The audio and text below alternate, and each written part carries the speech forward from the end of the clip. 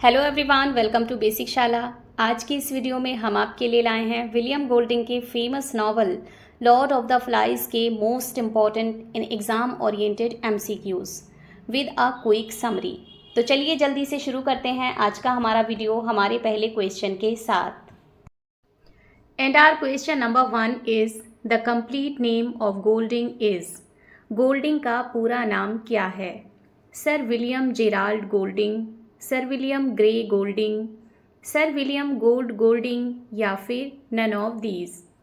And इस question का correct answer है option number A, sir William Gerald Golding. William Golding का पूरा नाम सर विलियम जेराल्ड गोल्डिंग था। वे ब्रिटेन के प्रसिद्ध उपन्यासकार और कवि थे। उनके इसी नाम से उन्हें साहित्य में पहचाना जाता है और लॉर्ड ऑफ द फ्लाइज उनकी सबसे प्रसिद्ध रचना है। Question number 2, he is a British novelist, playwright and poet. He is known for Lord of the Flies. He has won the Nobel prize in 1983। He has got the Booker Prize for his novel Rites of Passage in 1980. Rites of Passage is the first book of his sea trilogy, To the Ends of the Earth. He has been a schoolmaster teaching English, music, and philosophy. During the World War II, he joins the Royal Navy. This is the description of। ये एक British उपन्यासकार, नाटककार और कवि हैं। इन्हें Lord of the Flies के लिए जाना जाता है। उन्होंने 1983 में नोबेल पुरस्कार जीता। इन्हें 1980 में अपने उपन्यास राइट्स ऑफ पैसेज के लिए बुकर पुरस्कार मिला। राइट्स ऑफ पैसेज उनकी समुद्री trilogy to the Ends of the Earth की पहली बुक है। वे एक स्कूल मास्टर भी रहे हैं और अंग्रेज़ी, संगीत तथा दर्शन पढ़ाते थे। द्वितीय विश्व युद्ध के दौरान उन्होंने रॉयल नेवी में भी सेवा की। ये डिस्क्रिप्शन किसका है? हेमिंगवे, स्टेनबैक, हाउथॉर्न या फिर विलियम गोल्डिंग। एंड इस क्वेश्चन का करेक्ट आंसर है option number D, William Golding. ये डिस्क्रिप्शन सर विलियम गोल्डिंग का है।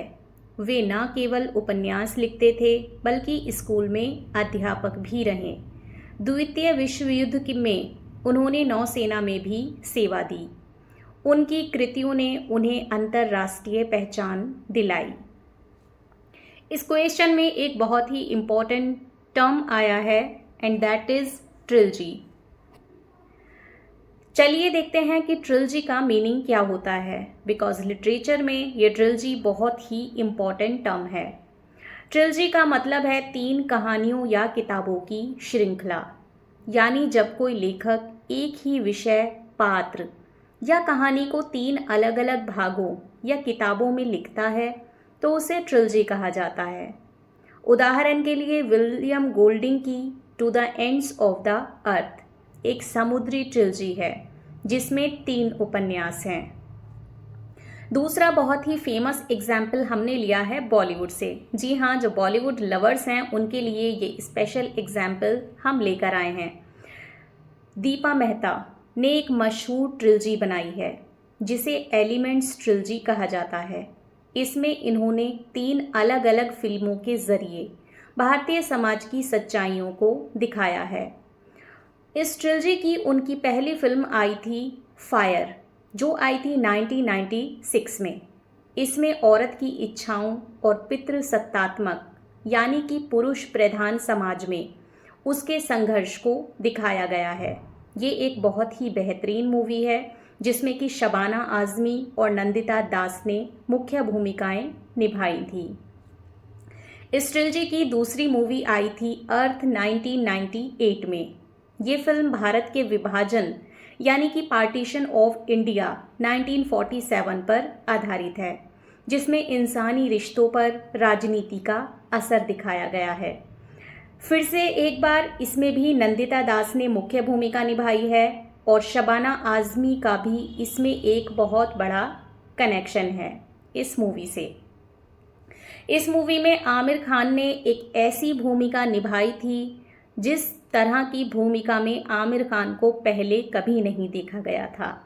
तो अगर आप मूवी लवर हैं तो आप ये मूवी ज़रूर देखिए। उनकी इस ट्रिलॉजी की तीसरी मूवी आई थी वाटर 2005 में। इसमें विधवाओं की जिंदगी की कठिनाइयों और समाज के ताने बाने को दिखाया गया है। ऐसा कहा जाता है कि वाटर मूवी के लिए दीपा मेहता ने फिर से शबाना आज़मी और नंदिता दास को अप्रोच किया था, जिसके लिए उन्होंने अपने सिर तक मुंडवा दिए थे। लेकिन कुछ कंट्रोवर्सीज के चलते शबाना आज़मी और नंदिता दास को लेकर दीपा मेहता ये फिल्म नहीं बना पाई थी और इसके बाद इस फिल्म में मुख्य भूमिकाएं निभाई थी लीजा रे, जॉन अब्राहम और सीमा बिस्वास ने।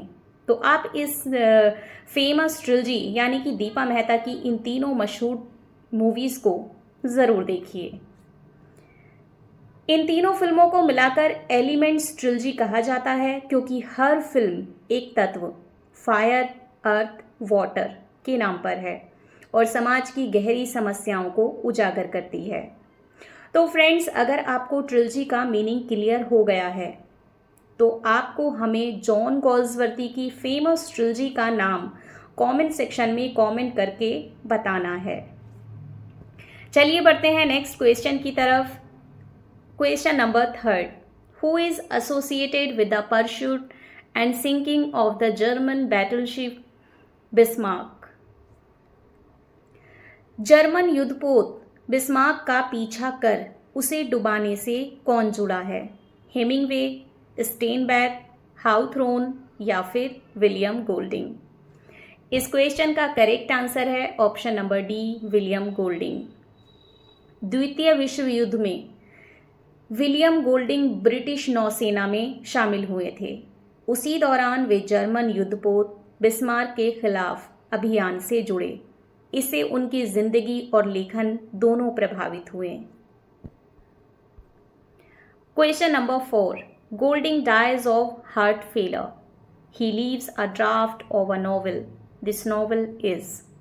गोल्डिंग हृदयघात से मृत्यु को प्राप्त हुए। उन्होंने एक उपन्यास का ड्राफ्ट अधूरा छोड़ा। ये उपन्यास था the Double Tongue, Lord of the Flies, both are correct या फिर बोथ आर रॉन्ग? इस क्वेश्चन का करेक्ट आंसर हो जाएगा option number A, the Double Tongue. Sir William Golding की मृत्यु 1993 में हुई। उस समय वे द डबल टंग नामक उपन्यास का मसौदा लिख रहे थे। ये रचना अधूरी रह गई परंतु बाद में प्रकाशित की गई। Question number 5, Lord of the Flies is published in. Lord of the Flies का प्रकाशन कब हुआ? 1954, 1955, 1956 या फिर 1957? एंड इस क्वेश्चन का करेक्ट आंसर है option number A, 1954। Lord of the flies 1954 में प्रकाशित हुआ। ये उनका पहला उपन्यास था जिसने उन्हें ख्याति दिलाई।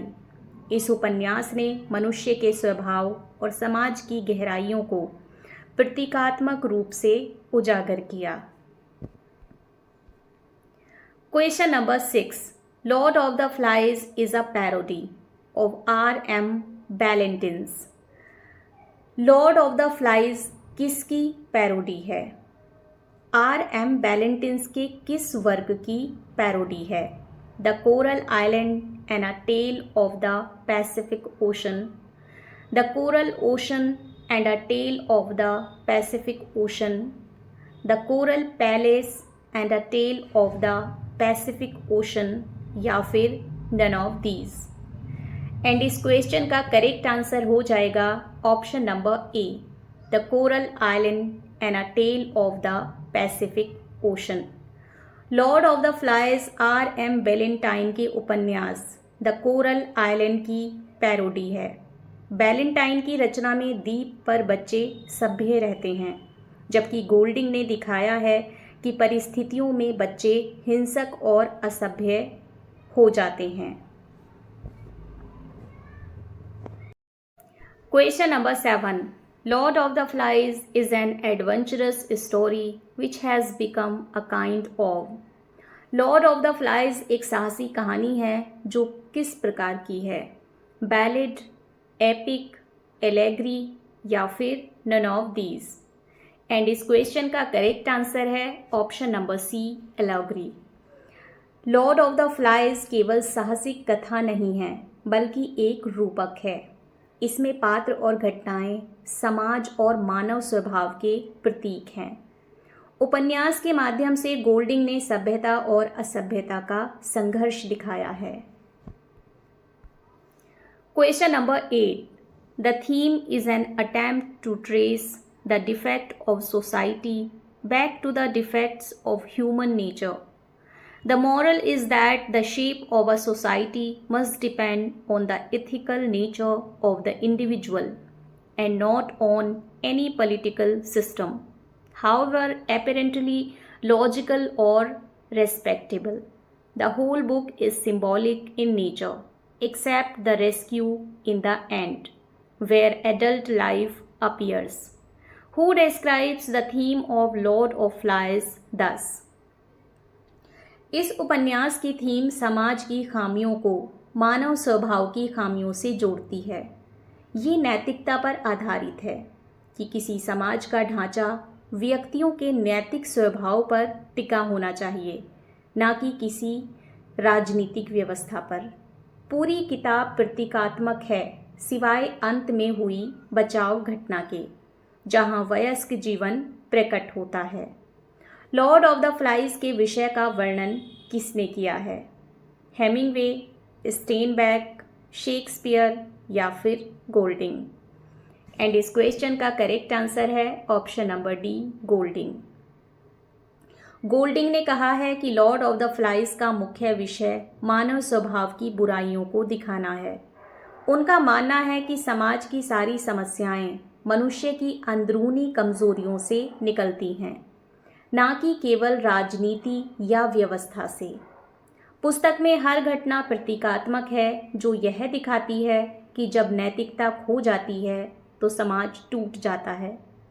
अंत में जब वयस्क आते हैं तो यह वास्तविकता और जिम्मेदारी का प्रतीक है। Question number 9, Lord of the flies has. Lord of the Flies में कितने चैप्टर्स हैं? 12 चैप्टर्स, 13 चैप्टर्स, 14 चैप्टर्स या फिर 15 चैप्टर्स? एंड इस क्वेश्चन का करेक्ट आंसर है ऑप्शन नंबर ए, 12 चैप्टर्स। इस उपन्यास में कुल 12 अध्याय हैं। गोल्डिंग ने इन अध्यायों में धीरे धीरे बच्चों की मासूमियत से लेकर उनकी क्रूरता तक की यात्रा दिखाई है। हर अध्याय कहानी के विकास और प्रतीकात्मकता को आगे बढ़ाता है। Question number 10. The title of the first chapter of Lord of the Flies is.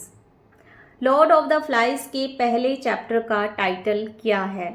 The Sound of the Shell, Fire on the Mountain, Huts on the Beach या फिर Painted Faces and Long Hair?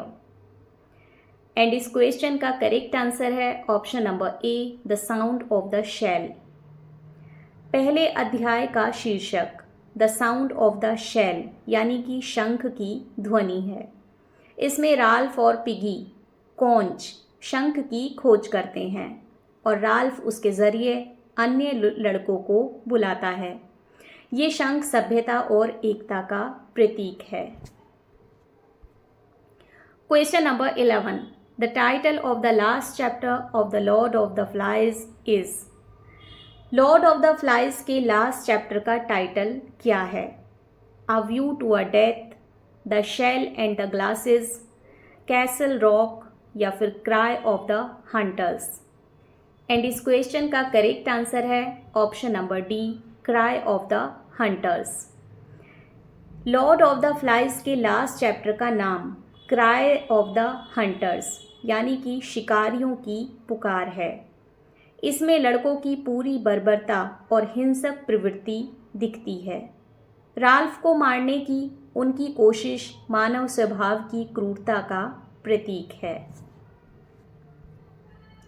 Question number 12, The boy with fair hair lowered himself down the last few feet of rock and began to pick his way toward the lagoon. Though he had taken off his school sweater and trailed it now from one hand, his grey shirt stuck to him and his hair was plastered to his forehead. This is the beginning of.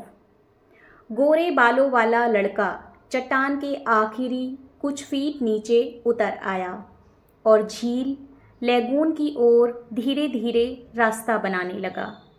उसने अपना school sweater उतारकर एक हाथ में लटकाया। फिर भी उसकी धूसर यानी कि ग्रे शर्ट शरीर से चिपकी हुई थी और उसके बाल माथे से चिपक गए थे। ये किस उपन्यास की बिगनिंग यानी कि शुरुआत है? Lord of the Flies, the Old Man and the Sea, Things Fall Apart या फिर द ग्रेप्स ऑफ रेथ। इस क्वेश्चन का करेक्ट आंसर है option number A, Lord of the Flies. ये उद्धरण राल्प के द्वीप पर आने का है। इसमें उसका वर्णन किया गया है कि कैसे वह तट की ओर बढ़ता है और यहीं से उपन्यास की कहानी शुरू होती है। Question number 13। The officer surrounded by these noises was moved and a little embarrassed. He turned away to give them time to pull themselves together and waited allowing his eyes to rest on the trim cruiser in the distance. This is the ending of. चारों ओर से उठ रही इन आवाज़ों से घिरा हुआ अधिकारी भावुक हो गया और थोड़ा असहज भी। उसने उनसे नज़रें फेर ली ताकि उन्हें अपने आप को संभलने का समय मिल सके और प्रतीक्षा करने लगा, अपनी आंखें दूर खड़े सुसज्जित युद्धपोत पर टिकाकर। ये लाइंस किस उपन्यास की एंडिंग हैं? The Old Man and the Sea, Things Fall Apart, the Grapes of Wrath या फिर लॉर्ड ऑफ फ्लाइज। इस क्वेश्चन का करेक्ट आंसर है option number D, Lord of Flies. अंत में नौसेना का अधिकारी द्वीप पर आता है। लड़के अपने किए गए अपराध और हिंसा से टूटकर रोने लगते हैं और यह अंत सभ्यता और क्रूरता के संघर्ष को दिखाता है। Question number 14। Which is the turning point of the novel? Novel में टर्निंग पॉइंट किस पॉइंट पर आता है? The killing of the sow, the killing of Piggy, the killing of Roger, the killing of Jack. इस question का correct answer है option number A, the killing of the sow. Sow की हत्या उपन्यास का मुख्य मोड़ है। इस घटना में लड़कों का असली बर्बर रूप सामने आता है। यहाँ से उनकी सभ्यता टूटने लगती है और हिंसा हावी हो जाती है। Question number 15। Jack was on the top of the saw, stabbing downward with his knife. Roger, a natural sadist, who becomes the official torturer and executioner for the tribe, found a lodgment for his point and began to push till he was leaning with his whole weight. The spear moved forward inch by inch, and the terrified squealing became a high-pitched scream. Then Jack found the throat, and the hot blood spouted over his hands. The saw collapsed under them, and they were heavy and fulfilled upon her. The butterflies still danced, preoccupied in the center of the clearing. This excerpt appears in.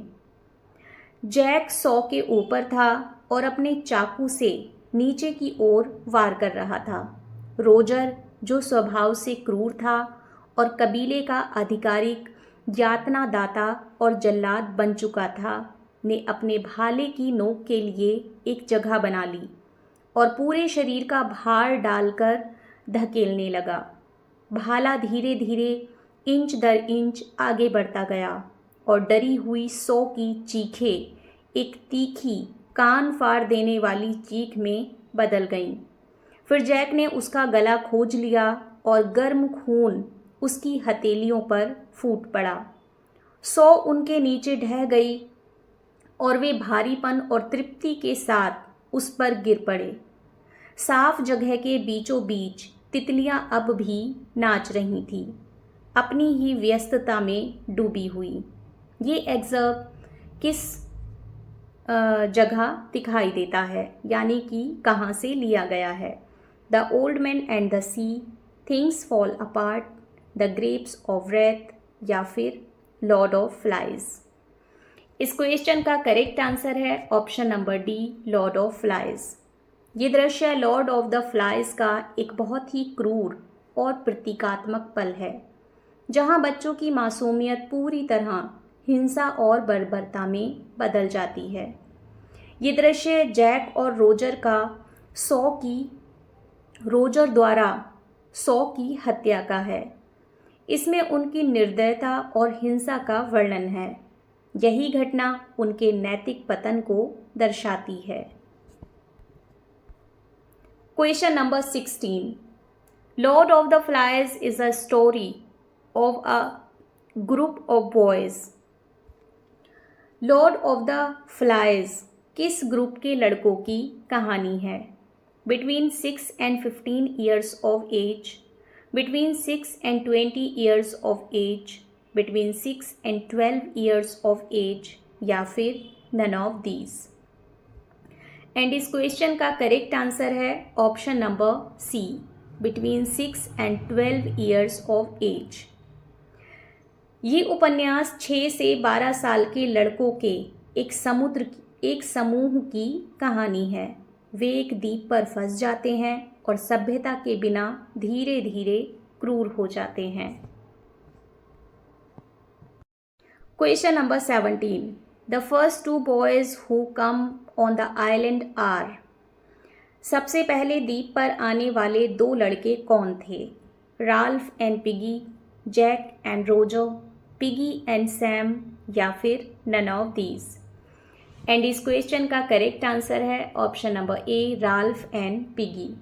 द्वीप पर सबसे पहले Ralph और piggy आते हैं, यहीं से कहानी शुरू होती है और दोनों का रिश्ता उपन्यास की दिशा तय करता है। Question number 18, Piggy is fat boy and always wears. Piggy एक मोटा लड़का है और हमेशा पहनता है ग्लासेस, पैंट्स, लूज पैंट्स, या फिर नन ऑफ दीज। इस क्वेश्चन का करेक्ट आंसर है ऑप्शन नंबर ए, ग्लासेस। पिगी हमेशा चश्मा पहनता है। उसका चश्मा बुद्धि, ज्ञान और सभ्यता का प्रतीक है। इसी चश्मे से लड़के आग जलाते हैं। Question number 19, who tells Ralph how to blow the conch. Ralph को शंख फूंकना किसने सिखाया? पिगी, रोजर, जैक, या फिर नन ऑफ दीज। इस क्वेश्चन का करेक्ट आंसर है option number A, Piggy. Piggy ने राल्फ को शंख फूंकने का तरीका बताया। शंख द्वीप पर व्यवस्था और सभा का प्रतीक है और पिगी ज्ञान का स्रोत है। Question number 20, who has a golden badge on his cap. किसकी टोपी पर सुनहरा बैज था? जैक, राल्फ, सैम, या फिर नन ऑफ दीज। इस क्वेश्चन का करेक्ट आंसर है option number A, Jack. Jack की टोपी पर सुनहरा बैज था। ये उसकी पहचान और स्कूल की याद का प्रतीक है। Question number 21, whose glasses are used to create fire. किसके चश्मे से आग जलाई जाती है? पिगी, जैक, राल्फ, या फिर सैम। और इस क्वेश्चन का करेक्ट आंसर है option number A, piggy.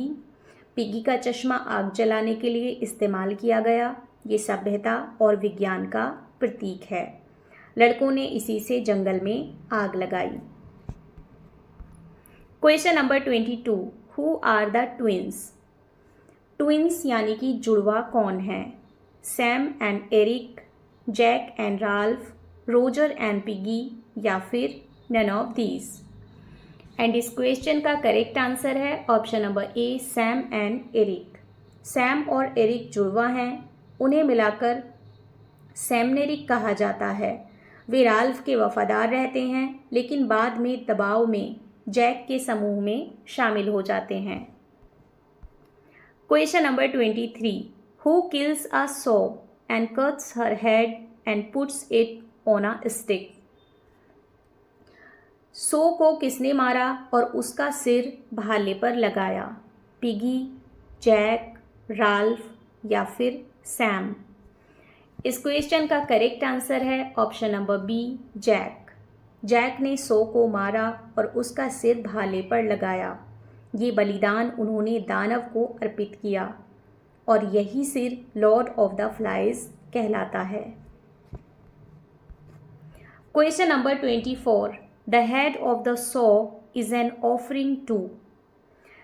Saw का सिर किसे अर्पित किया गया? The beast, the human beings, God या फिर ट्राइब? इस क्वेश्चन का करेक्ट आंसर है द बीस्ट, दानव को। सो का सिर बच्चों के दानव को अर्पित किया। बच्चों ने दानव को अर्पित किया। ये उनकी अंधविश्वास और भय की मानसिकता दिखाता है और वास्तव में दानव उनके भीतर था। Question number 25, the head of the sow on the stick is? Stick में लगा हुआ सॉ क्या है? Lord of the Flies, Lord of the tribe, Lord of the Jack या फिर नन ऑफ दीज? इस क्वेश्चन का करेक्ट आंसर है option number A, Lord of the Flies. भाले पर सो का सिर लॉर्ड ऑफ द फ्लाइज कहलाता है। ये बुराई, हिंसा और अंधकार का प्रतीक है। यही उपन्यास का टाइटल भी है। Question number 26, who paints himself as a primitive savage? अपने आप को आदिम जंगली कौन बनाता है? जैक, राल्फ, रोजर या फिर पिगी? इस क्वेश्चन का आंसर है option number A, Jack. Jack ने अपने चेहरे को रंग कर अपने आप को आदिम जंगली बनाया। ये उसका सभ्यता से टूटना और हिंसा की ओर बढ़ना दर्शाता है। Question number 27, who wants to replace Ralph as the leader of the group? Ralph की जगह समूह का नेता कौन बनना चाहता था? रोजर, जैक, पिगी या फिर सैम? इस क्वेश्चन का करेक्ट आंसर है option number B, Jack. Jack हमेशा सत्ता और नियंत्रण की इच्छा रखता था। वो राल्फ को नेता मानने को तैयार नहीं था और धीरे धीरे विद्रोह करने लगा। उसका स्वभाव आक्रामक और हुक्म चलाने वाला था। इसी कारण उसने राल्फ की जगह नेता बनने की कोशिश की। Question number 28, Roger pushes down a big rock from above. This rock strikes dash resulting in his death. Roger ने ऊपर से एक बड़ा पत्थर धक्का दिया। ये पत्थर किसे लगा और उस पत्थर से किसकी मृत्यु हो गई? पिगी, जैक, राल्फ या फिर सैम? इस क्वेश्चन का करेक्ट आंसर है option number A, Piggy. Piggy समझदारी और तर्क का प्रतीक था, लेकिन हिंसा और बर्बरता ने उसे मिटा दिया। रोजर का पत्थर सीधे पिगी पर गिरा और वह वहीं मारा गया। ये घटना सभ्यता की अंतिम आवाज़ के खत्म होने का प्रतीक है। Question number 29, he is the protagonist. He is 12 years old English boy. He is elected leader of the group on the island. He represents human beings' civilizing instinct. He is. ये कहानी का नायक है। 12 साल का अंग्रेज़ लड़का है। उसे समूह का नेता चुना जाता है और वह मानवता की सभ्यता का प्रतीक है। वह कौन है? राल्फ, जैक, पिगी या फिर सैम? एंड इस क्वेश्चन का करेक्ट आंसर है option number A, Ralph. The correct answer is Ralph. Ralph सभ्यता, व्यवस्था और लोकतांत्रिक सोच का प्रतिनिधित्व करता है। उसने समूह को संगठित करने, नियम बनाने की कोशिश की। उसके नेतृत्व में शुरुआत में बच्चे सुरक्षित और अनुशासित रहते हैं। Question number 30। He is antagonist and the leader of the hunters. He longs for power, becomes wild, barbaric and cruel.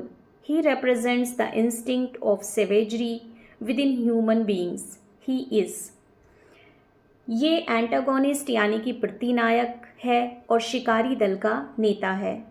ये सत्ता का लालची, जंगली और निर्दयी बन जाता है। ये मनुष्य के भीतर की बर्बर प्रवृत्ति का प्रतीक है। ये कौन है?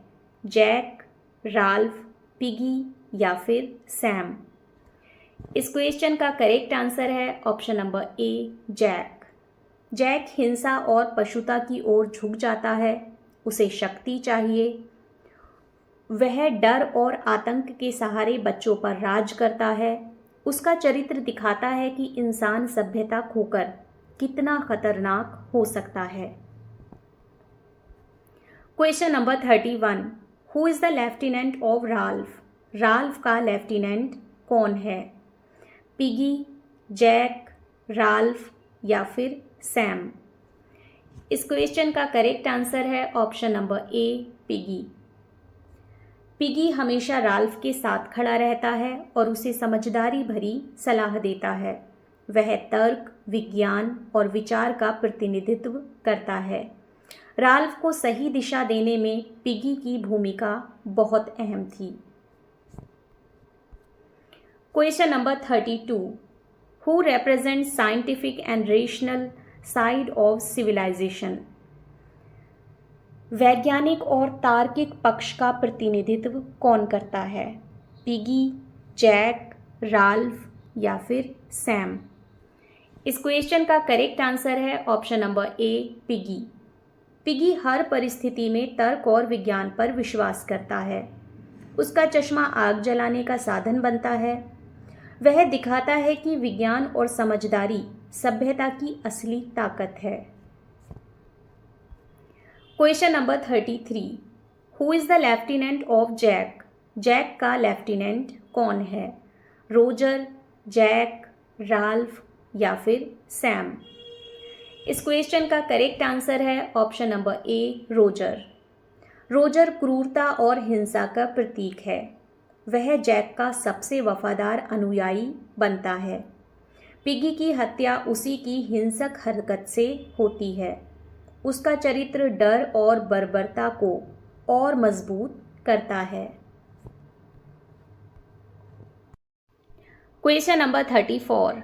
There isn't anyone to help you, only me, and I am the beast. Simon's mouth labored, brought forth audible words. Pig's head on a stick. Fancy thinking the beast was something you could hunt and kill, said the head. For a moment or two the forest and all the other dimly appreciated places echoed with the parody of laughter. You knew, didn't you? I am part of you. Close, close, close. I am the reason why isn't no-go, why things are what they are. The laughter shivered again. Come now, said the Lord of the Flies. Get back to the others and we will forget the whole thing. This excerpt appears in. तुम्हारी मदद करने के लिए यहाँ कोई नहीं है, केवल मैं हूँ और मैं ही दैत्य हूँ। साइमन का मुंह हिला और कुछ सुनाई देने वाले शब्द बाहर निकले। सो का सिर डंडे पर। सोचो ज़रा, दैत्य ऐसी चीज़ है जिसे तुम शिकार करके मार सकते हो। सिर ने कहा, कुछ पल के लिए जंगल और आसपास की जगहें इस व्यंग्यात्मक हंसी की गूंज से भर गईं। तुम जानते थे ना, मैं तुम्हारा ही हिस्सा हूँ, बहुत पास, बहुत पास, बहुत पास। मैं ही वजह हूँ कि कुछ ठीक नहीं होता। चीज़ें जैसी हैं वैसी क्यों हैं, उसकी असली वजह मैं ही हूँ। हंसी फिर कांपते हुए गूंज उठी। चलो अब, लॉर्ड ऑफ द फ्लाइज ने कहा, बाकियों के पास वापस जाओ और हम इस पूरे मामले को भूल जाते हैं। ये अंश किस बुक से लिया गया है? The Old Man and the Sea, Things Fall Apart, the Grapes of Wrath, या फिर लॉर्ड ऑफ द फ्लाइज? इस क्वेश्चन का करेक्ट आंसर है option number D, Lord of the Flies. यह संवाद सो के सिर यानी कि लॉर्ड ऑफ द फ्लाइज का है, जो साइमन को बताता है कि बीस्ट बाहर नहीं बल्कि इंसानों के भीतर हैं। ये उपन्यास का सबसे गहरा संदेश है कि असली खतरा मानव की अंदरूनी बर्बरता है। Question number 35। And in the middle of them with filthy body, matted hair and unwiped nose, Ralph wept for the end of innocence, the darkness of man's heart, and the fall through the air of the true wise friend called Piggy. This excerpt appears in।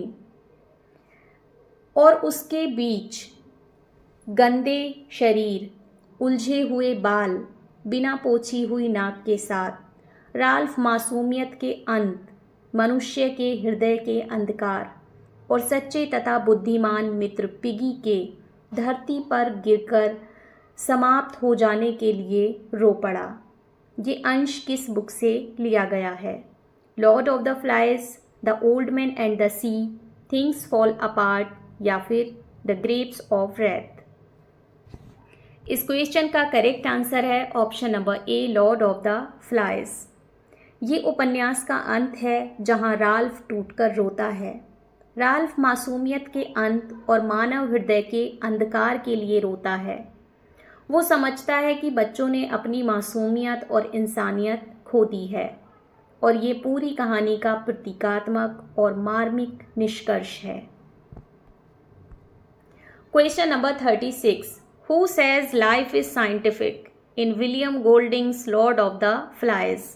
Piggy, Jack, Ralph, या फिर Sam? And इस question का correct answer है option number A, Piggy. Piggy तर्क और वैज्ञानिक सोच में विश्वास रखता है। उसका ये कथन दिखाता है कि जीवन को समझने के लिए विवेक और विज्ञान ज़रूरी है, लेकिन बच्चे उसकी बातों की कद्र नहीं करते और यही उनके पतन का कारण बनता है। Question number 39. Which of the following is true about Lord of the Flies? Lord of the Flies के बारे में क्या सही है? It is an adventurous story. It is an allegory. It is termed as the loss of innocence fiction, या फिर all of the above? And इस question का करेक्ट आंसर है option number D, all of the above। ये उपन्यास रोमांचक यानी कि एडवेंचरस, एक रूपक एलेग्री और साथ ही मासूमियत के खोने लॉर्ड ऑफ इनोसेंस का चित्रण करता है। इसीलिए इन तीनों विशेषताओं को इसमें एक साथ देखा जा सकता है। Question number 40। The narrative technique of Lord of the Flies is? Lord of the Flies की कथावाचन शैली यानी कि नैरेटिव टेक्निक क्या है? First person narration, anonymous third person narration, epistolary narration, या फिर omniscient first person narration? And इस क्वेश्चन का करेक्ट आंसर है option number B, anonymous third person narration, गुमनाम तृतीय पुरुष कथन। इस उपन्यास को एक गुमनाम तृतीय पुरुष कथावाचक सुनाता है। कथावाचक स्वयं कहानी में शामिल नहीं होता और केवल घटनाओं तथा पात्रों के विचारों को प्रस्तुत करता है। And this is one of the most important question for exam point of व्यू। सो आप इसको अच्छे से अपने नोट्स में नोट डाउन कर लीजिए। Question number 41. In Lord of the Flies the narrator, Lord of the Flies में नैरेटर क्या करता है? Always intrudes into the story, never intrudes into the story, is one of the boys on the island, is Ralph himself. इस question का correct answer है option number B, never intrudes into the story.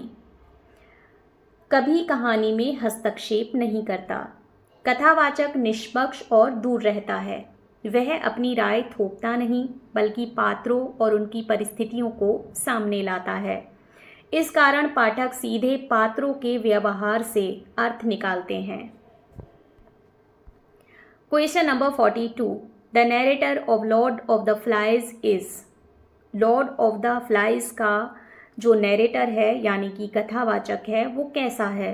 ओमनीशेंट, limited narrator, unreliable या फिर subjective. इस question का correct answer है option number ए, ओमनीशेंट, यानी कि सर्वज्ञ। कथावाचक सर्वज्ञ है यानी कि वह पात्रों के मन और उनके विचारों को भी जानता है। इससे उपन्यास में पात्रों की मानसिक स्थिति स्पष्ट रूप से सामने आती है। Question number 43. The setting of Lord of the Flies is. Lord of the Flies की सेटिंग यानी कि पृष्ठभूमि कहाँ है? A deserted tropical island, a city under war, a colonial plantation या फिर अ माउंटेन विलेज। इस क्वेश्चन का करेक्ट आंसर है option number A, a deserted tropical island, एक सुनसान उष्णकटिबंधीय द्वीप। पूरी कहानी एक सुनसान उष्णकटिबंधीय द्वीप पर घटती है। यही स्थान बच्चों के भीतर सभ्यता और बर्बरता के संघर्ष को दर्शाने का प्रतीकात्मक मंच बन जाता है। Question number 44. Regarding it's tone, Lord of the Flies. Lord of the Flies का टोन यानी कि स्वर कैसा है? Is comic and light, is dark and comes to the tragic point, is purely romantic या फिर is heroic and optimistic। इस question का करेक्ट आंसर है option number B, is dark and comes to the tragic point, अंधकारमय और त्रासदपूर्ण। उपन्यास का स्वर हल्का या हास्यपूर्ण नहीं है, ये अंधकारमय है और अंत में त्रासदी पर पहुंचता है। इसमें मानव की क्रूर प्रवृत्ति और मासूमियत के अंत को गहराई से दिखाया गया है। Question number 45. The end of Lord of the Flies gives. उपन्यास के अंत में पाठकों को क्या मिलता है? No hope, a complete tragedy, a ray of hope या फिर ओनली डिस्पेयर। इस क्वेश्चन का करेक्ट आंसर है option number C, a ray of hope, आशा की किरण। भले ही कहानी हिंसा और बर्बरता से भरी हो, लेकिन अंत में नौसेना अधिकारी का आना एक उम्मीद जगाता है। ये आशा का प्रतीक है कि सभ्यता फिर लौट सकती है। Question number 46. According to the novel the beast is. Novel के अकॉर्डिंग बीस्ट किसका प्रतीक है? A physical monster on the island, an imaginary symbol of fear, present within each boy on the island या फिर a wild animal from the forest. इस question का correct answer है option number C, present within each boy on the forest, प्रत्येक लड़के के भीतर मौजूद। बीस्ट कोई असली राक्षस नहीं है, ये हर इंसान के भीतर छुपे हुए डर, हिंसा और बर्बरता का प्रतीक है। लेखक दिखाते हैं कि असली खतरा बाहर नहीं बल्कि मनुष्य के अंदर है। Question number 47. The novel Lord of the Flies mainly focuses on the theme of. Novel Lord of the Flies किन विषयों पर केंद्रित है? Civilisation versus savagery, innate human evil, loss of innocence या फिर ऑल ऑफ द अबव। इस question का correct answer है option number D, all of the above. इसमें सभ्यता बनाम बर्बरता, मानव की जन्मजात बुराई और मासूमियत का खोना तीनों विषय प्रमुख हैं। इसीलिए इस क्वेश्चन का आंसर है all of the above. Question number 48। The theme of Lord of the Flies as described by Golding is an attempt to trace. Golding के अनुसार इस उपन्यास की थीम क्या है? The defects of society back to the defects of human nature, the defects of politics back to the defects of economy, the defects of literature back to the imagination, या फिर the defects of culture back to science. इस question का correct answer है option number A, the defects of society back to the defects of human nature. समाज की खामियां मानव स्वभाव की खामियों से जुड़ी हैं। गोल्डिंग मानते थे कि समाज की गड़बड़ियां राजनीतिक प्रणाली से नहीं बल्कि मनुष्य के स्वभाव से उत्पन्न होती हैं। ये उपन्यास इसी विचार को प्रकट करता है। यानी कि फॉर एग्जाम्पल, अगर किसी कंट्री के कोई भी पॉलिटिशियन खराब है तो ये पॉलिटिक्स की खराबी नहीं है, ये ह्यूमन के अंदर उसके नेचर की कमियां हैं। Question number 49। The moral of Lord of the Flies is that. Lord of the Flies का मॉरल क्या है? Society must depend on laws and punishment, society must depend on political system, society must depend on ethical nature of individuals, या फिर society must depend on military authority. इस question का correct answer है option number C, society must depend on ethical nature of individuals. समाज को व्यक्ति की नैतिकता पर निर्भर होना चाहिए। उपन्यास का संदेश है कि किसी भी समाज का स्वरूप उसके व्यक्तियों के नैतिक मूल्यों पर टिका होता है, और यदि व्यक्ति भ्रष्ट और हिंसक है तो समाज भी वैसा ही होगा। Question number 50. Which aspect does Golding emphasize in Lord of the Flies? Golding Lord of the Flies में किस बात पर जोर देते हैं? Political system is more important than individuals. Individual nature is more important than political system. Religion is more important than ethics. या फिर economy is more important than morality. And इस क्वेश्चन का करेक्ट आंसर है option number B, individual nature is more important than political system. व्यक्ति का स्वभाव राजनीतिक व्यवस्था से अधिक महत्वपूर्ण है। गोल्डिंग ने कहा है कि केवल राजनीतिक ढांचे पर समाज को टिकाना व्यर्थ है। असली ताकत व्यक्ति की नैतिकता और उसके स्वभाव में है, और यही समाज का भविष्य तय करता है। Question number 51.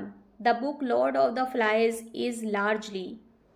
Lord of the Flies book किस प्रकार की है? रियलिस्टिक, रोमांटिक, सिंबॉलिक, या फिर ऑटोबायोग्राफिकल? एंड इस क्वेश्चन का करेक्ट आंसर है ऑप्शन नंबर सी, सिंबॉलिक, यानी कि प्रतीकात्मक। उपन्यास के हर पात्र और घटना का प्रतीकात्मक महत्व है। यह सभ्यता, बर्बरता, नैतिकता और हिंसा का गहरा रूपक यानी कि एलेगरी है।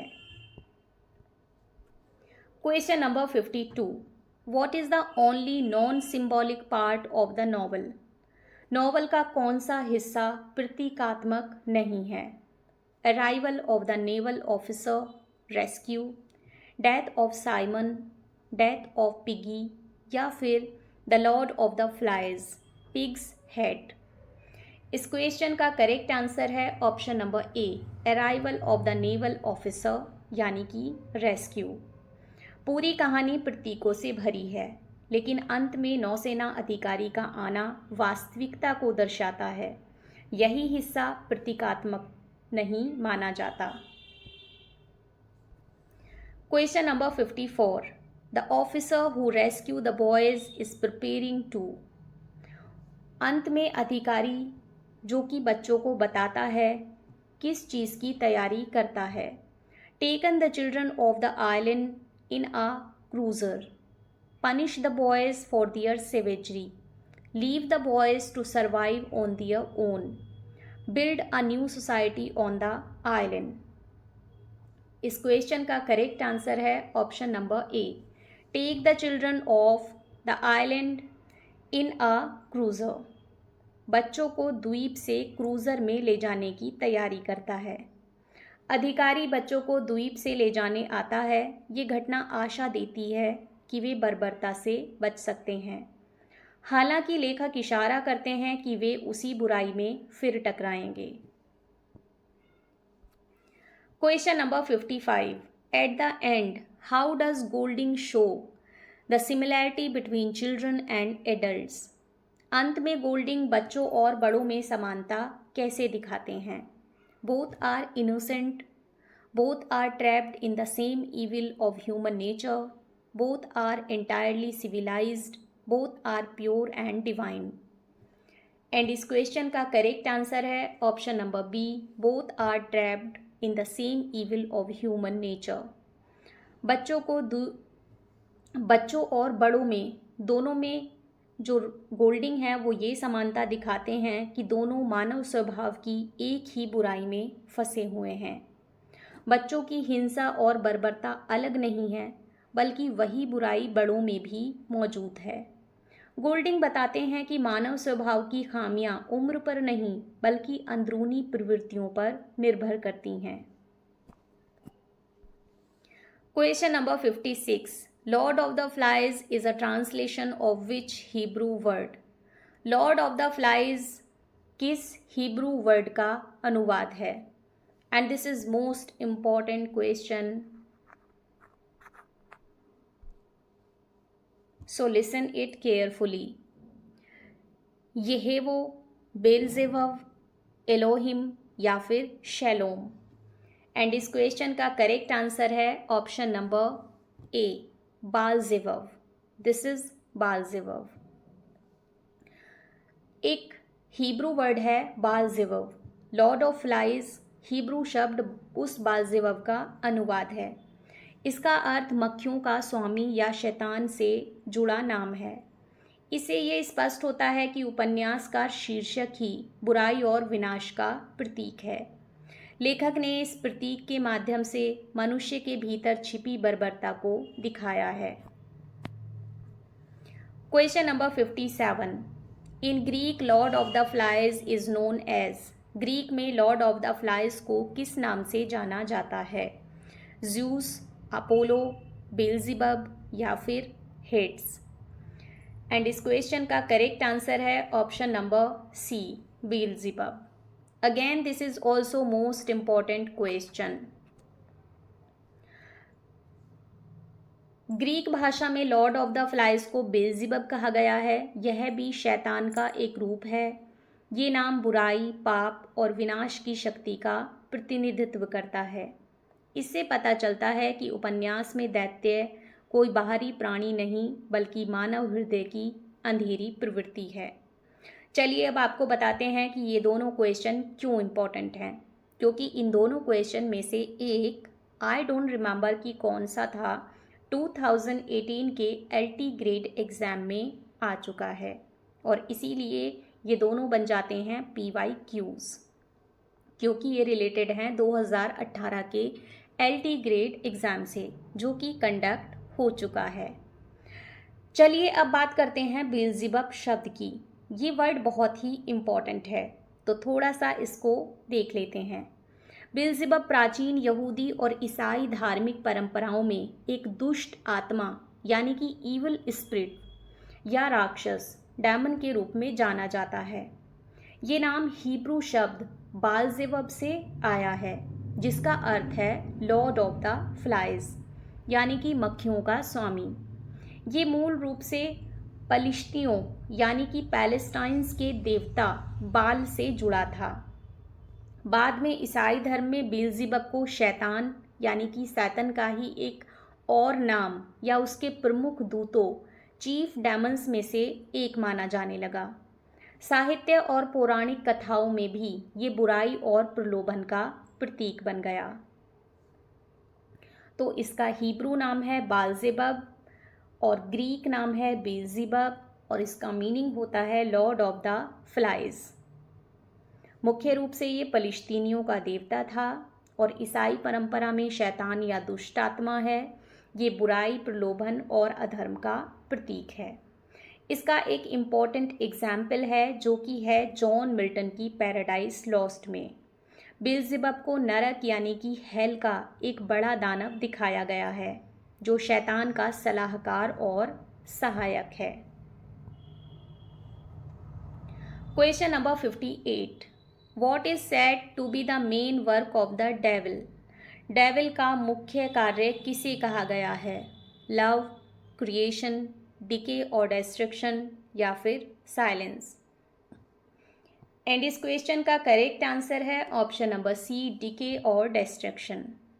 उपन्यास में बताया गया है कि शैतान का मुख्य कार्य विनाश और बर्बादी है। ये संदेश देता है कि मानव स्वभाव के भीतर जो अंधेरा है वो सभ्यता को नष्ट कर देता है। लेखक मानवता के पतन को शैतान की इस विनाशकारी प्रवृत्ति से जोड़ते हैं। Question number 59, the devil may be the driving force known as. शैतान किस मानसिक शक्ति के रूप में देखा जाता है? And again this is the most important question.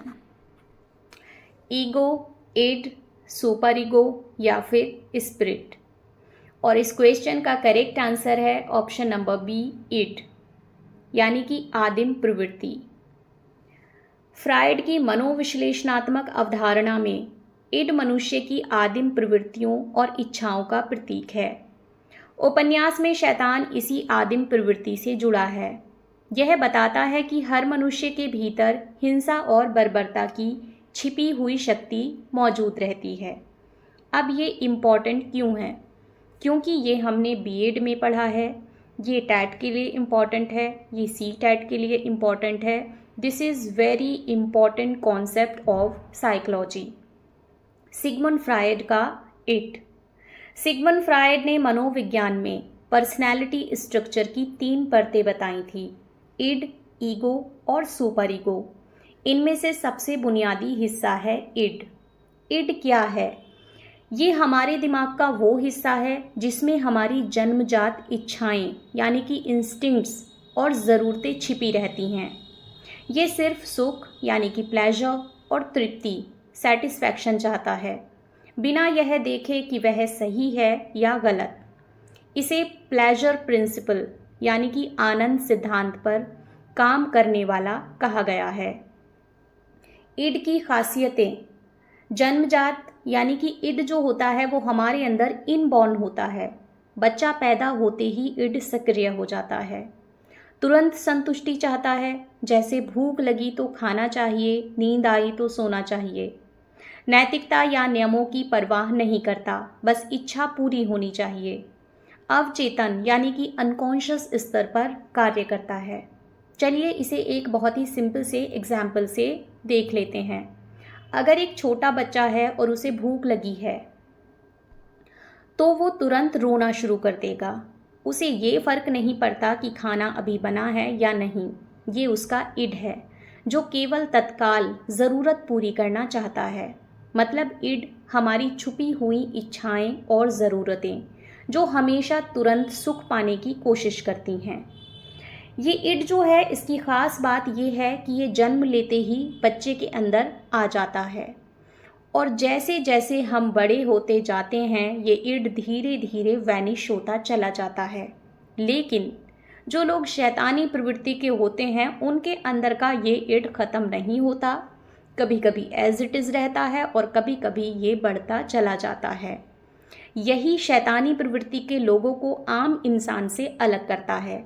For example, अगर बच्चे को वॉशरूम जाने की इच्छा है तो वो वॉशरूम जहाँ खड़ा है वहीं कर देता है। वो ये नहीं सोचता कि ये मॉरलिटी के खिलाफ है, ये सही नहीं है, ये गलत है। लेकिन जब हम बड़े हो जाते हैं तो हम ऐसा नहीं करते क्योंकि हमारे अंदर से ये इड धीरे धीरे ख़त्म होने लगता है और मोरालिटी, नैतिकता, ये सब चीज़ें ज़्यादा आने लगती हैं। आई होप अब आपको ये इट बहुत अच्छे से समझ आ गया होगा and this is very important. Question number 60। The conch in the novel is a symbol of. उपन्यास में कॉन्च किसका प्रतीक है? Chaos, civilisation and order, violence या फिर पावर ऑफ फियर। इस क्वेश्चन का करेक्ट आंसर है option number B, civilisation and order, सभ्यता और व्यवस्था। शंख उपन्यास में नियम, अनुशासन और लोकतांत्रिक व्यवस्था का प्रतीक है। जब तक बच्चे शंख का पालन करते हैं तब तक सभ्यता बची रहती है, लेकिन जैसे ही बर्बरता बढ़ती है शंख की शक्ति समाप्त हो जाती है। Question number 61। Who holds the democratic power in the novel. लोकतांत्रिक शक्ति नॉवल में किसके पास है? One who has the conch, one who has glasses, one who kills the beast या फिर one who hunts the so. इस क्वेश्चन का correct answer है option number A, one who has the conch, जिसके पास शंख होता है। शंख धारण करने वाला व्यक्ति बोलने और निर्णय लेने का अधिकार पाता है। यह लोकतांत्रिक शक्ति का प्रतीक है। इसका संदेश है कि सभ्यता तब तक चलती है जब तक सब लोग नियमों का पालन करते हैं। Question number 62। When civilization turns into savagery, what happens? जब सभ्यता बर्बरता में बदल जाती है तो क्या होता है? Conch gains power, conch loses power, beast disappears या फिर ग्लासेस ब्रेक। इस क्वेश्चन का करेक्ट आंसर है option number B, conch loses power, शंख अपनी शक्ति खो देता है। सभ्यता के पतन के साथ ही शंख का महत्व खत्म हो जाता है। बच्चे अब नियम नहीं मानते और हिंसा हावी हो जाती है। ये दिखाता है कि जब नैतिकता टूटती है तो कानून और व्यवस्था का अस्तित्व नहीं रह जाता। Question number 63। Piggies glasses symbolizes. ये क्वेश्चन रिपीटेड है तो चलिए फिर भी देख लेते हैं। पिगी का चश्मा किसका प्रतीक है? Fear, science and intellectual power, love and care या फिर ब्रेवरी। एंड इस क्वेश्चन का करेक्ट आंसर है option number B, science and intellectual power, विज्ञान और बौद्धिक शक्ति। पिगी का चश्मा तर्क, बुद्धि और वैज्ञानिक सोच का प्रतीक है। चश्मे से ही आग जलती है जो सभ्यता और उम्मीद को बनाए रखती है। जब चश्मा टूटता है तब तर्क और बुद्धि का अंत हो जाता है। Question number 64। The signal fire symbolises. संकेत अग्नि किसका प्रतीक है? Connection to civilisation, connection to savagery, fear to the beast या फिर डिस्ट्रक्शन। एंड इस क्वेश्चन का करेक्ट आंसर है कनेक्शन टू सिविलाइजेशन, सभ्यता से जुड़ाव। संकेत अग्नि बच्चों को सभ्य समाज से जोड़ती है। आग जलती रहती है तो उम्मीद रहती है कि कोई उन्हें बचा लेगा, लेकिन जब आग बुझ जाती है तो यह दर्शाता है कि वे सभ्यता से कटकर जंगली बन गए हैं। Question number 65। What becomes the cause of fear among the boys? बच्चों के बीच भय का कारण क्या बनता है? The officer, the sow, the beast या फिर द कॉन्च। इस क्वेश्चन का करेक्ट आंसर है option number C, the beast, दैत्य। बच्चों को द्वीप पर एक काल्पनिक दैत्य का डर सताता है। वास्तव में ये कोई असली प्राणी नहीं बल्कि उनके अपने मन का भय है। लेखक ने दिखाया है कि इंसान का सबसे बड़ा डर उसी के अंदर छिपा होता है। Question number 66। Ralph is the symbol of. Ralph किसका प्रतीक है? Brutality, order, leadership and civilisation, savagery या फिर फियर। इस क्वेश्चन का करेक्ट आंसर है option number B, order, leadership and civilisation, व्यवस्था, नेतृत्व और सभ्यता। राल्फ सभ्यता, कानून और जिम्मेदार नेतृत्व का प्रतीक है। वह बच्चों को संगठित करता है और आग जलाए रखने पर जोर देता है। वह मानवता के भीतर मौजूद अच्छे पक्ष को दर्शाता है। Question number 67, Jack symbolises. Jack किसका प्रतीक है? Savagery and longing for power, natural goodness, intellectual power या फिर ब्रूटैलिटी। इस क्वेश्चन का करेक्ट आंसर है option number A, savagery and longing for power, बर्बरता और शक्ति की लालसा का। जैक शक्ति और हिंसा का प्रतीक है। वह शिकार और मारकाट को प्राथमिकता देता है और धीरे धीरे जंगली बन जाता है। उसकी महत्वाकांक्षा दिखाती है कि शक्ति की लालसा इंसान को क्रूर बना देती है। Question number 68, Simon represent. Simon किस चीज़ का प्रतिनिधित्व करता है? Violence, natural human goodness, science या फिर पॉलिटिकल सिस्टम।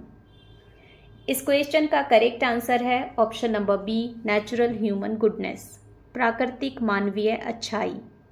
साइमन पवित्रता और नैतिकता का प्रतीक है। वह बच्चों को सच्चाई बताने की कोशिश करता है कि दैत्य वास्तव में उनके भीतर है। उसकी हत्या दिखाती है कि बर्बरता अच्छाई को भी नष्ट कर देती है। Question number 69, Roger is the symbol of. Roger किसका प्रतीक है? ब्रूटैलिटी, डेमोक्रेसी, सिविलाइजेशन या फिर साइंस। इस क्वेश्चन का करेक्ट आंसर है ऑप्शन नंबर ए, ब्रूटैलिटी, यानी कि क्रूरता का। रोजर पूरी तरह हिंसक और निर्दयी है। वह दूसरों को यातना देने में आनंद लेता है। वह मानव हृदय से सबसे बुरी प्रवृत्ति निर्दयता और हिंसा का प्रतीक है। Question number 70, littluns in the novel symbolises. Littluns किसका प्रतीक हैं? Political leaders, common people, scientist या फिर सोल्जर्स। इस क्वेश्चन का करेक्ट आंसर है option number B, common people, साधारण लोगों का। लिटलन्स यानी कि छोटे बच्चे के लिए एक अनौपचारिक शब्द जिसका संदर्भ विलियम गोल्डिंग के उपन्यास लॉर्ड ऑफ द फ्लाइज में युवा शारीरिक रूप से छोटे लड़कों से है। सबसे युवा और सबसे कम शारीरिक रूप से विकसित समूह के रूप में वे मासूमियत और निर्भरता का प्रतिनिधित्व करते हैं। अक्सर बड़े बिगुन्स द्वारा नियंत्रित होते हैं और आदिम भावनाओं और भय के प्रति अधिक संवेदनशील होते हैं, जो समाज के सबसे कच्चे, सबसे कमज़ोर तत्वों के प्रतीक के रूप में कार्य करते हैं। लिटलन्स साधारण जनता का प्रतिनिधित्व करते हैं। वे निर्णय लेने में सक्षम नहीं होते और शक्तिशाली लोगों का अनुसरण करते हैं। ये दिखाता है कि समाज में आम जनता सत्ता के हाथों नियंत्रित होती है। Question number 71, boys society in the novel becomes a. बच्चों का समाज किस में बदल जाता है? Political state, religious group, military camp या फिर ट्राइब ऑफ हंटर्स ओनली। इस क्वेश्चन का करेक्ट आंसर है option number A, political state, राजनीतिक राज्य। शुरुआत में बच्चों का समूह मासूम लगता है, लेकिन धीरे धीरे वो एक राजनीतिक समाज का रूप ले लेता है। सत्ता की लड़ाई, नेतृत्व और विभाजन इसमें साफ दिखाई देता है। Question number 73, the sow in the novel is symbolises as. उपन्यास में सो यानी कि मादा सुअर किसका प्रतीक है? Common people, the mother, natural goodness या फिर इंटेलेक्चुअल पावर। इस क्वेश्चन का करेक्ट आंसर है option number B, the mother. So माँ का प्रतीक है। उसकी हत्या ये दर्शाती है कि बच्चे मातृत्व, करुणा और पोषण जैसी मानवीय संवेदनाओं को भी खत्म कर सकते हैं। ये समाज में नैतिक पतन का गहरा संदेश है। और चलिए अब जल्दी से देख लेते हैं विलियम गोल्डिंग्स के फेमस उपन्यास लॉर्ड ऑफ द फ्लाइज की एक बहुत ही छोटी सी summary. Lord of the Flies. Lord of the Flies 6 से 12 वर्ष की आयु के लड़कों के एक समूह की कहानी है। ये लड़के मध्यम वर्गीय पृष्ठभूमि से आते हैं। ये द्वितीय विश्व युद्ध का समय है, यानी कि वर्ल्ड वॉर सेकेंड का। ब्रिटिश बच्चों के एक दल को परमाणु बमों से बचाने के लिए ले जाया जा रहा है। हवाई जहाज़ पर हमला हो जाता है। पायलट को मजबूरन एक छोटे द्वीप पर आपातकालीन लैंडिंग करनी पड़ती है। बच्चों से भरी एक यात्री नली ट्यूब को नीचे गिरा दिया जाता है। हवाई जहाज़ में आग लग जाती है और इस प्रकार बच्चे अकेले उस द्वीप पर रह जाते हैं जहां कोई बड़ा आदमी मौजूद नहीं है। इन बच्चों को वहीं रहना पड़ता है जब तक कि कोई जहाज़ आकर उन्हें ले ना जाए। लड़के उस ट्यूब से बाहर निकलते हैं। वे खाने के लिए फल ढूंढते हैं, तैरने के लिए तालाब और शिकार के लिए एक सो। द्वीप पर आने वाले पहले दो लड़के राल्फ और पिगी हैं। पिगी मोटा लड़का है और हमेशा चश्मा पहनता है। फिर Jack, Simon, Roger, Sam, Eric और अन्य लड़के द्वीप पर आते हैं। वे अपने जीवन को व्यवस्थित करते हैं, जैसे आग जलाना, आश्रय बनाना और सो का शिकार करना। इन कामों को आपस में बांट लिया जाता है। विभिन्न बातों पर चर्चा करने के लिए बैठक होती है, लेकिन जल्द ही लड़कों में मतभेद दिखाई देने लगते हैं। लड़के पानी में नहाते हैं। उन्हें एक शंख मिलता है। पिगी राल्फ को शंख फूंकना सिखाता है। शंख की आवाज़ सुनकर सारे लड़के एक जगह इकट्ठे हो जाते हैं। वे सब पिगी और राल्फ के पास जमा होते हैं। तभी जैक मैरिड्यू के नेतृत्व वाला एक दल आता है। जैक की टोपी पर एक सुनहरा बैज होता है। राल्फ लड़कों से कहता है कि उन्हें समाज का संगठन करना होगा। उन्हें अपने कामकाज उन्हीं नियमों के अनुसार चलाने होंगे जो वे खुद बनाएंगे। उन्हें उम्मीद है कि एक दिन वे बचा लिए जाएंगे। जैक समाज का मुखिया बनना चाहता है, लेकिन राल्फ को मुखिया चुन लिया जाता है क्योंकि उसके पास शंख है।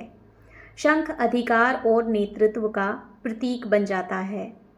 धीरे धीरे राल्फ और जैक के बीच की दुश्मनी बढ़ती जाती है। राल्फ दृढ़ इच्छा शक्ति वाला लड़का है, लेकिन बहुत बुद्धिमान नहीं है। उसका मानना है कि झोंपड़ियाँ बनाना और दिन रात आग जलाए रखना ज़रूरी है ताकि जहाज़ का ध्यान उनकी ओर आकर्षित हो सके। यही उसकी प्राथमिकताएं हैं। लड़के महसूस करने लगते हैं कि शायद उन्हें हमेशा के लिए वहीं रहना पड़ेगा। वे रोज़मर्रा की ज़िंदगी के कारण ऊब और बोरियत महसूस करने लगते हैं।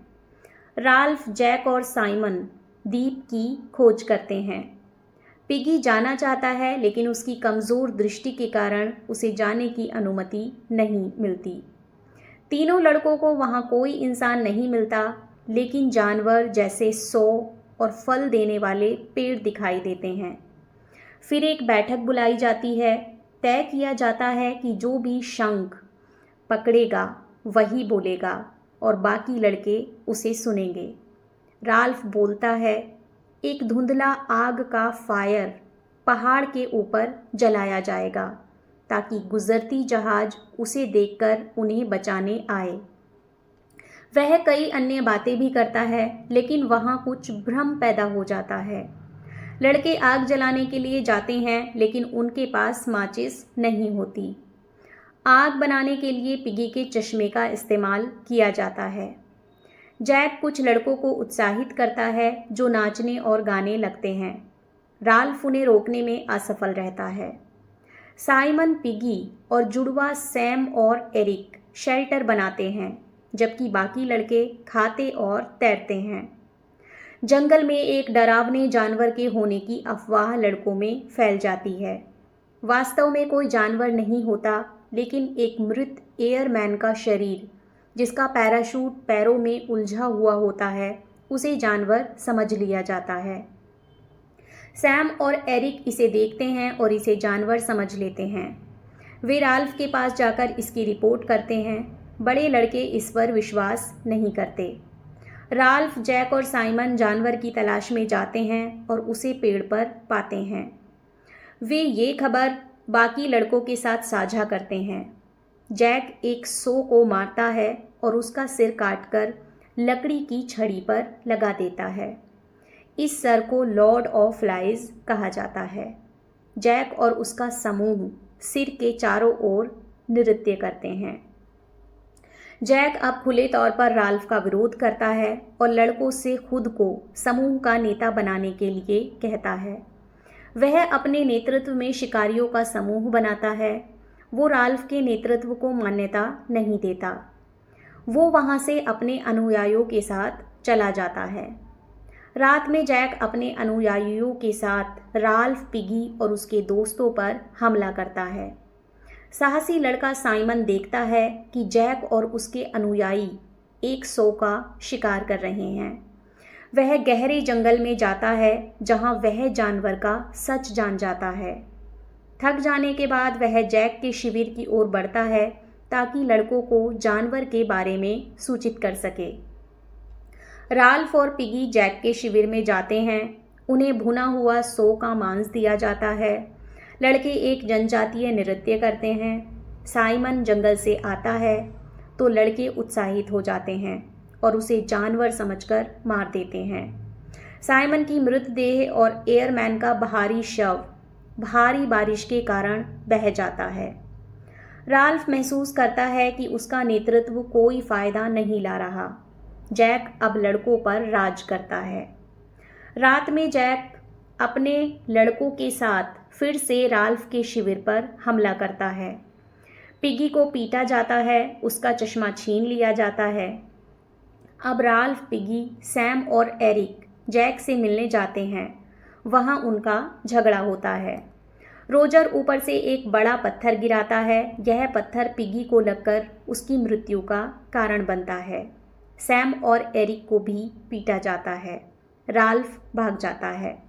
वह सैम और एरिक से मिलता है जो अब जैक के रखवाले बच चुके हैं।